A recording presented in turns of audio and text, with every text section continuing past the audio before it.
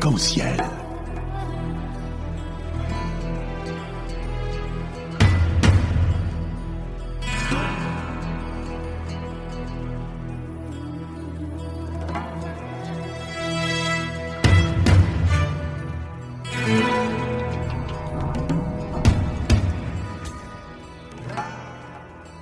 Arc-en-ciel, chaque dimanche, actualité, culture, économie, société et animation festive.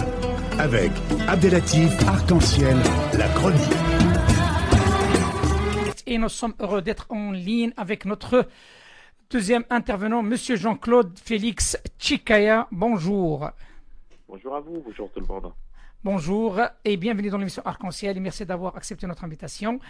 Notre débat de ce jour, ça va être autour, bien entendu, quelle similarité entre la situation de mobilisation citoyenne de consommation et ses impacts multiformes de boycott au Maroc et en Jordanie. Sommes-nous en face d'une nouvelle ère ou juste une secousse nouvelle, voire un renouveau géopolitique?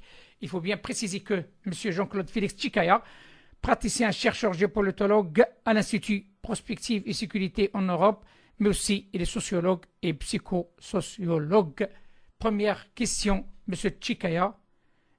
Après votre intervention sur la situation du boycott au Maroc, quelles conséquences que vous avez pu constater et comment peut-on parler de ce syndrome qui devient contagieux, qui a pris de l'ampleur dans d'autres pays et que le modèle marocain devient un modèle d'exemple? Qui dit syndrome dit à peu près, malheureusement, donc les mêmes causes.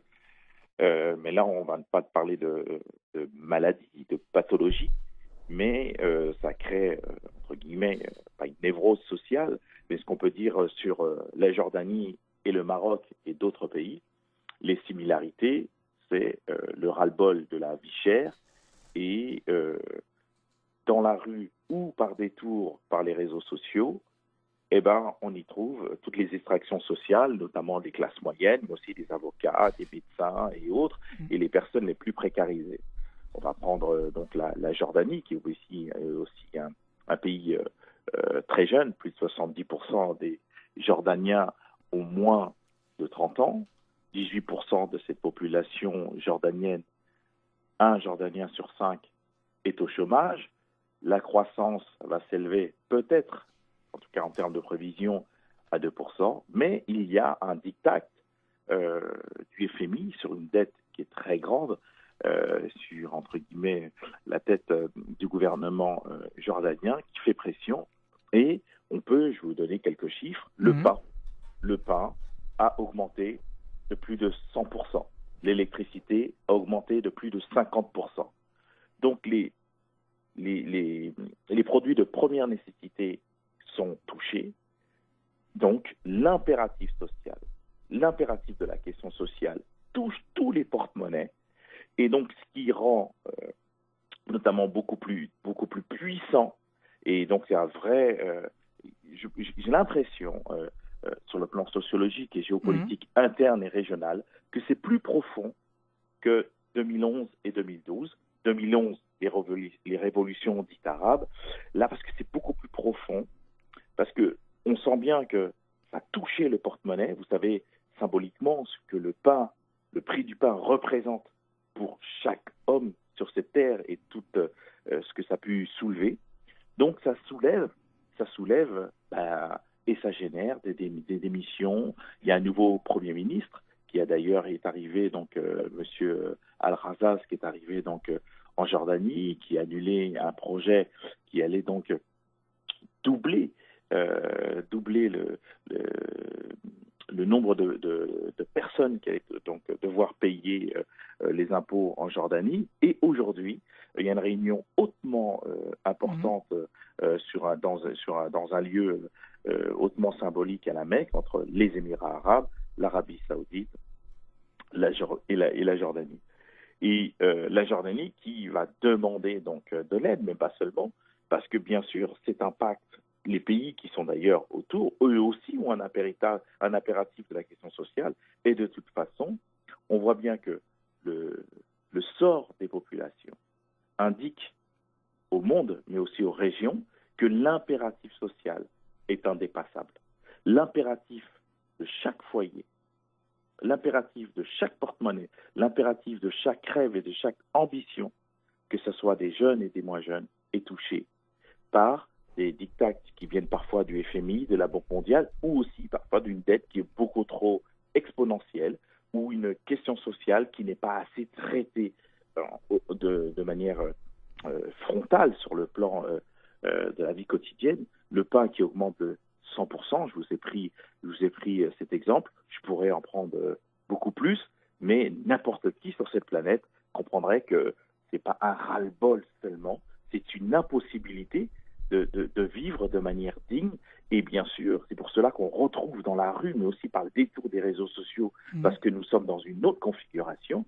Mais en plus de cela, de la question sociale, il y a une autre revendication qui vient de tous les pays, notamment de la Jordanie, du Maroc, c'est le changement de prisme et de paradigme des politiques, qui fassent de la politique autrement, qui s'adressent autrement, qui a un autre rapport aux citoyens.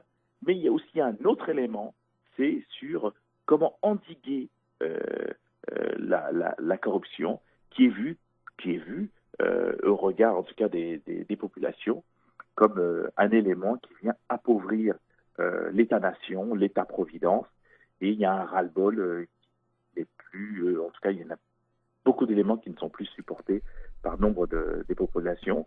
Donc il y a une coalition citoyenne complètement inédite qui elle-même a renouvelé ses prismes et ses paradigmes. Il y a un détour par les réseaux sociaux, c'est tout à fait pacifique, mais en tout cas il y a on peut dire que le monde arabe, mais aussi l'Afrique est secouée par le même type de justement, là, parce que là, avec notre premier intervenant, M. Stevenard, on a parlé un petit peu du populisme. Hein. Donc, le populisme, c'est un mouvement social, il ne faut pas l'oublier non plus.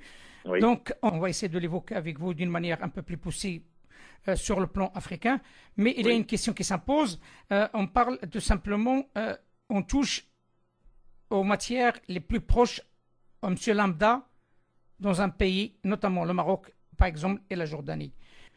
La question qui se pose, est-ce que nos pays, notamment le Maroc, notamment la Jordanie, notamment dans le monde arabe, même l'Algérie aussi, elle est en train de vivre ce calvaire, est-ce que ce sont des pays vraiment pauvres ou bien il y a une pauvreté préfabriquée?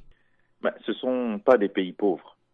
Ce sont des pays appauvris, parfois par des erreurs politiques, par des décisions politiques non idoines, en tout cas non performantes ou performatives. Et le fait de présenter parfois le monde arabe ou l'Afrique, s'il y a bien des lieux dans le monde où il y a des matières premières, c'est bien des lieux les plus riches dans le monde, mais regardons la situation sociale et économique des populations. Je vous prends un exemple sur le plan continental de l'Afrique. L'Afrique du Nord, plus communément appelée le Maghreb, le Machrek et autres. Les échanges entre ces pays ne s'élèvent pas au-dessus de 3%. On regarde l'Afrique d'en dessous de l'Afrique du Nord. Dit l'Afrique noire, je n'aime pas trop la racialisation d'un continent subsaharien.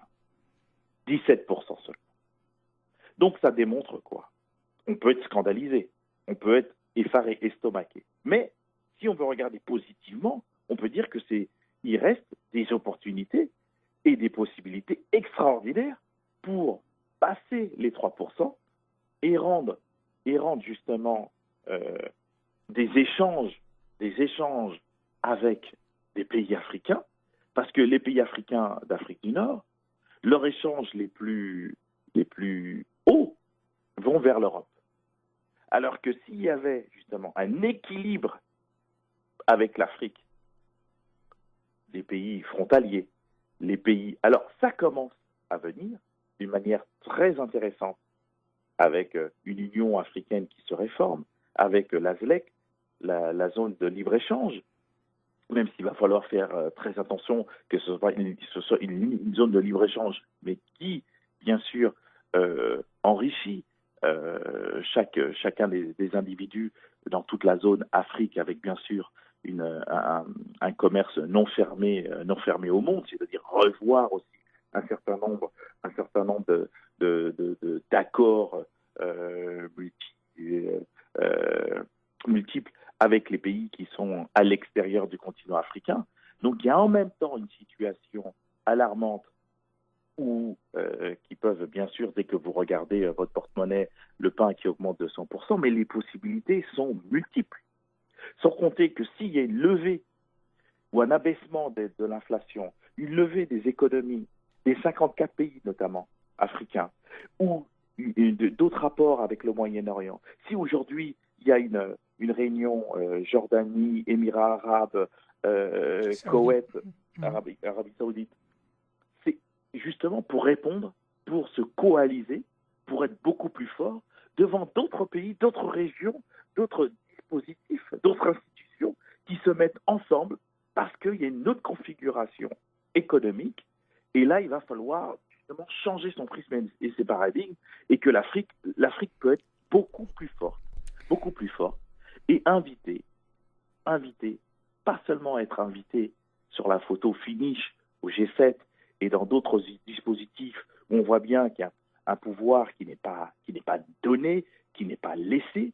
Donc c'est bien aux hommes et aux femmes politiques d'Afrique et du Moyen-Orient de peser autrement pour que leur peuple pèse autrement, et pour que justement ce poids supplémentaire sur le plan économique pris se retrouve dans la vie quotidienne des porte-monnaies, des comptes en banque et autres, pour que chacun puisse voir un petit peu une autre marche en avant du continent, de la région, et puis que l'Afrique puisse compter sur le plan géopolitique d'une manière plus digne.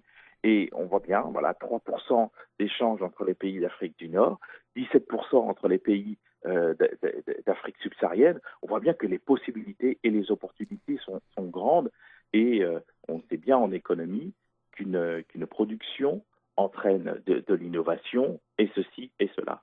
Donc on voit bien qu'il y a un cercle vertueux dans lequel les pays africains et moyen-orientaux pourraient aller, et je pense qu'ils sont contraints et plus qu'invités et convoqués par les peuples qui, de manière légitime, quand le pain augmente à 100%, quelle que soit la capitale du monde, on aurait au moins des milliers de personnes dans la rue ou sur les réseaux sociaux.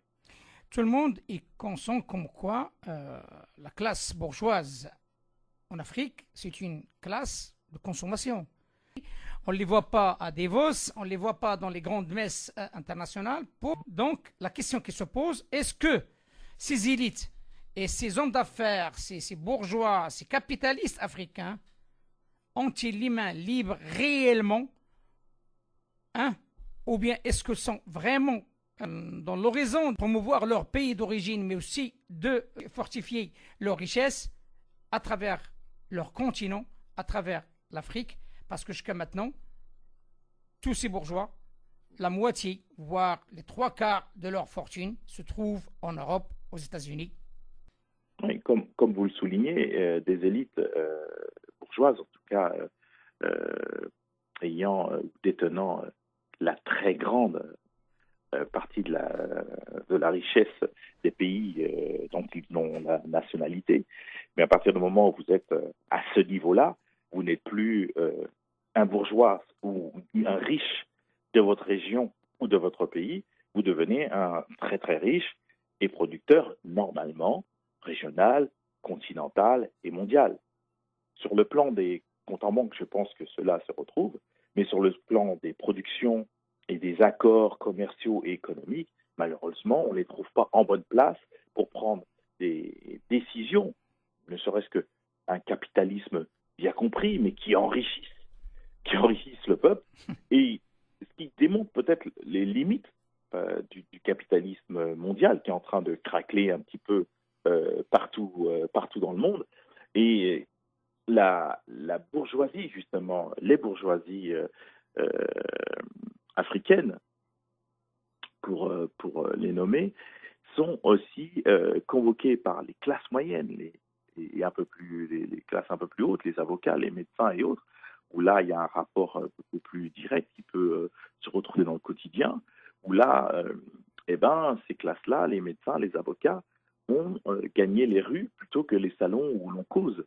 Donc la pression se fait plus grande pour qu'ils pèsent dans le monde, pour qu'ils ne se laissent pas faire, pour qu'ils soient soit dans l'acceptation de places subalternes au FMI ou ailleurs. Donc il y a bien une rediscussion de l'ordre mondial, rediscussion de l'ordre national, rediscussion de l'ordre régional, rediscussion de l'ordre continental. Pire ou mieux, il y a une demande de rediscussion. C'est pour ça que je pense que le mouvement ne va pas se tarir, sans jeu de mots avec la place, ne va pas se tarir parce que c'est beaucoup plus profond. Là, sûrement des têtes pensantes, je ne dis pas qu'il n'y en avait pas avant, mais ont un petit peu manqué parce qu'on n'a pas assez émergé. Donc, ça a été remis à d'autres et puis beaucoup sentent que ces révolutions ont été quelque peu confisquées. Et là, ça a donné donc, ils ont donc tiré conséquences et conscience. On peut dire que c'est même pas un souffle nouveau, c'est de nouveau un souffle, mais qui est beaucoup plus profond, avec toutes les extractions sociales qui sont ensemble, parce que le pain qui augmente à 100%, et ben, on voit bien comment tout le monde est touché de plein fouet. Donc, voilà, on peut voir ça comme quelque chose d'alarmant, extraordinairement préoccupant, mais aussi comme une opportunité pour tous les gouvernements. Tous les gouvernements. Il y a beaucoup d'échéances électorales en Afrique et au Moyen-Orient. Tous les gouvernements sont convoqués à changer, à améliorer de manière rapide et profonde leur rapport à l'impératif social, à la question sociale et économique. Justement, c'est un chemin incontournable. Tout le monde dit que M. Trump, il fait que sa tête, il répond par tweet, il est protectionniste de plus en plus. Et en tenant compte de ce que vous êtes en train de dire, quelque part, ce monsieur, il est en train de travailler pour son pays. Oui, c'est le paradoxe de M. Trump, c'est ce qu'il fait, il l'avait annoncé. Mais que son protectionnisme, là où ça va trouver des limites pour Trump, c'est que ces décisions internationales, comme les États-Unis ne partent pas ex nihilo, lui ça fait 1 an qu'il est là, mais les États-Unis avaient un nombre d'accords, sauf que lui, il table sur le fait que ceux qui l'ont élu sont à l'intérieur de son propre pays, par définition. Et il veut donc les protéger. Sauf que son protectionnisme va trouver des limites sur les accords internationaux d'entreprises qui sont à l'intérieur des États-Unis et qui travaillent avec notamment le Canada et d'autres pays. Mais en tout cas, il oblige à une vision pour qu'on puisse reconfigurer le monde. Donc, il ne sera pas condamné par tout le monde, ni aux États-Unis, ni à l'extérieur des États-Unis. Pourquoi ? Parce que, d'une manière plus que maladroite, improbable et autre, il essaye de porter dans les salons où l'on cause la vie des Américains, entre guillemets, moyens ou précaires. Alors, avec des visions complètement contradictoires, il dit faire ceci, mais parfois, il veut, donc, juste pour se venger d'Obama, il veut annuler l'Obamacare. C'est pour cela que c'est un petit peu contradictoire. Mais ce qu'il dit quand même en filigrane au monde, est-ce que le monde, pour les sociétés civiles, c'est qu'elle dit bien sûr que le monde doit être ouvert, qu'il y a des nouveaux mondes qui vont se confronter, mais que le protectionnisme, il doit être revu et corrigé. C'est-à-dire que le protectionnisme, ce que j'ai essayé d'expliquer tout à l'heure, le protectionnisme, pour chaque population, c'est d'avoir payer le pain à un bon prix, payer son électricité à un bon prix, c'est-à-dire un protectionnisme social et économique et social, qui n'appauvrit pas chacun des individus dans sa société, et que les échanges économiques et sociaux sur le plan international, sur le plan géopolitique, n'affaiblissent pas des régions et le monde.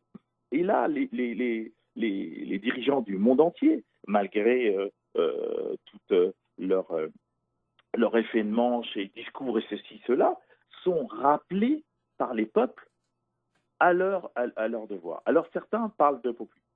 Alors le populisme, moi je suis un peu gêné par ce terme, parce que c'est vrai que peuple et populisme, oui, certains vont parfois malheureusement vers des visions radicales, populistes au sens raciste, fermé et autres. Et parfois, certains vont verser dans le populisme sans être fermés ou racistes, juste par peur encore de leur porte-monnaie. Ils disent bon, on n'en peut plus, nous, on peut plus accueillir ceci, cela, parce que nous, on est déjà appauvris. Par exemple, c'est ce que disait donc le roi de Jordanie. Il dit voilà, nous, on a déjà qui pèse sur l'économie jordanienne, donc les réfugiés syriens. Beaucoup de pays pourraient dire à peu près peu ou prou la même chose sur les migrants. Sauf que le phénomène migratoire, sur le plan de la population mondiale, c'est 3%. Il y a 252 millions de migrants dans le monde. Nous sommes 7 milliards. C'est 3% de la population. Quand on parle de l'Afrique et de la migration interne, c'est 70% des migrants restent en Afrique. Et les migrations sont d'abord dans chaque pays vers des régions et des grandes villes où elle est continentale. Mais quand les représentations, entre guillemets, médiatiques ou politiques, on a l'impression que l'Afrique le Moyen-Orient serait prêt à se vider vers l'Europe de sa population. Il n'en est rien. Les plus grandes migrations sont aux États-Unis, avec 15 millions de Mexicains et autres. Je pourrais donner d'autres chiffres. Donc, entre les représentations d'un monde qui serait complètement envahi ou avec des frontières complètement poreuses, regardons les chiffres. La migration, c'est 3% de la population mondiale, 250 millions d'habitants sur on est plus de 7 milliards. Donc, les discours politiques doivent gagner en responsabilité. Oui, justement, parce que excusez-moi, M. Tchikaye, parce que là on parle de trois. Normalement, il y a 3 paramètres qui définissent le populisme. Il n'y a pas que l'immigration. Voilà, c'est ça. Il n'y a pas que l'immigration, il y a la préférence nationale. Exactement. Il y a aussi le rejet du système, et c'est ça qui est le plus important. Les gens ont plus confiance à leurs élites. Ouais. Arrêtons-nous sur le rejet du système. Le rejet du système. Là, le monde commence à être dépouillé des anciens dogmes et paradigmes. Et tout à l'heure, je parlais du Moyen-Orient, des révolutions arabes. Il n'a pas émané des révolutions arabes d'un projet et d'un modèle politique bien identifié. Comme là, il n'est pas encore bien identifié. Tout le monde est dans la rue, sur les réseaux sociaux pour la vie chère et autres.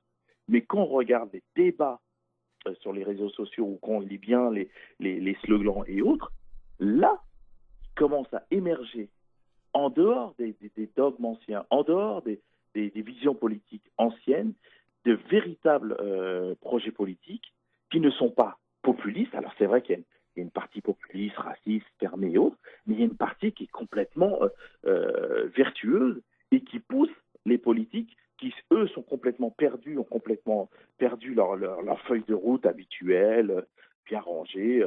Je pense comme ça depuis 50 ans et je n'arrêterai pas de penser ainsi. Et donc, les peuples le sentent bien. C'est pour ça qu'ils sont dans la rue. Ils sont dans la rue ou sur les réseaux sociaux.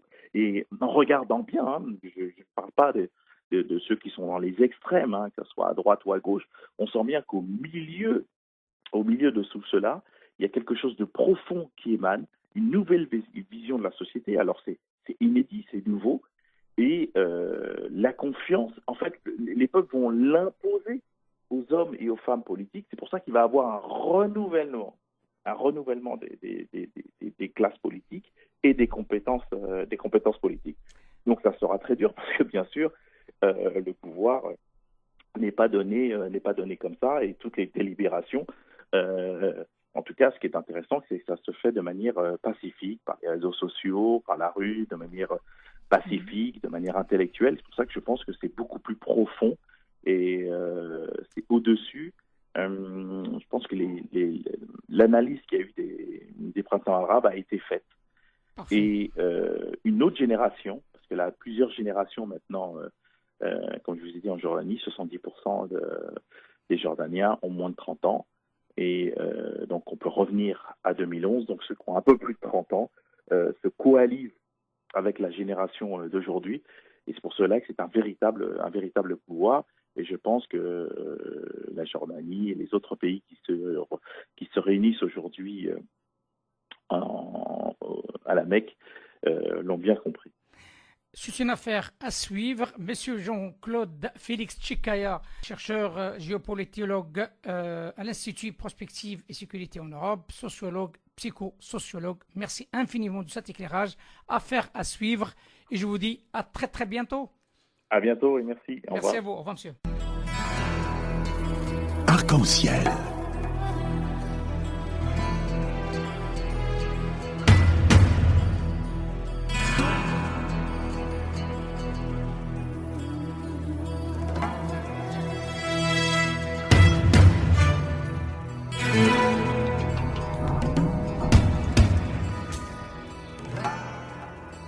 Arc-en-ciel, chaque dimanche, actualité, culture, économie, société et animation festive. Avec Abdelatif Arc-en-ciel, la chronique.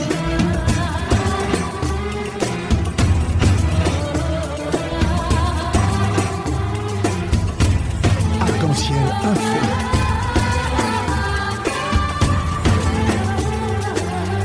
Arc-en-ciel, animation festive.